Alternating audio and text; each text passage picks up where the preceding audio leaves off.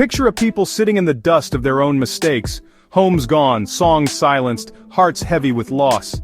Exiled from home, Israel wondered if God had forgotten them, if their story had ended in sorrow.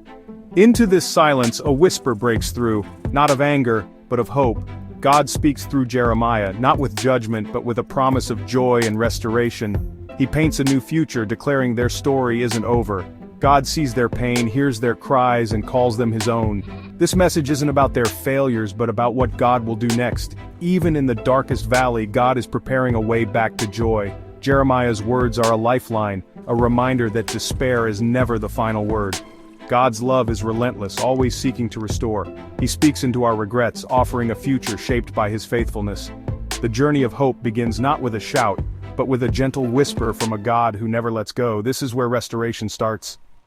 God's first words are simple, yet profound. I have loved you with an everlasting love. Not a love that fades or depends on perfection, but one that has no beginning or end. This love is the foundation of everything, constant, unshakable, and kind. God draws us with kindness, like a patient father or a gentle shepherd.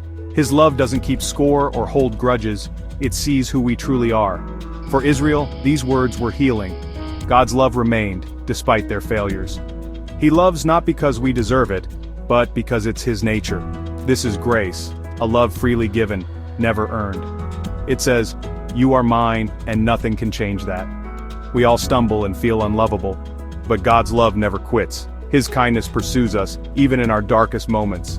Jeremiah's message is clear. God's love is everlasting, always reaching for us. No mistake can put us beyond his embrace. His love finds us, restores us, and reminds us we belong to him. This is the heart of hope.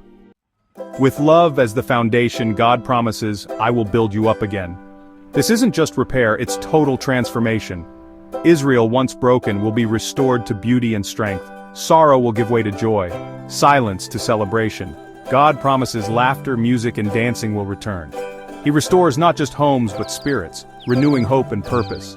Vineyards will be planted, fruit enjoyed, a symbol of peace and blessing. God's restoration touches every part of life. For anyone whose life feels in ruins, God is the master builder. He turns mourning into dancing, tears into joy. Even barren places will bear fruit. His restoration is complete, bringing new purpose and celebration. With God, every ending is a new beginning. God's restoration is for everyone, especially the vulnerable. He promises a great homecoming, gathering his scattered children. The blind, the lame, expectant mothers, those often left behind, are given honor. God is a gentle shepherd, not a distant general. He leads with compassion, ensuring no one is lost or forgotten. He guides them beside streams on level paths, meeting every need. God's power is matched by his tenderness. When we feel weak or overwhelmed, he carries us. Our struggles aren't a burden to him, they're opportunities for his gentle strength. He delights in caring for us, calming our fears. In our brokenness, he gathers us close. God's heart is for the lost and lonely, assuring us we are safe in his care. No one is left behind in his family. His love finds us wherever we are.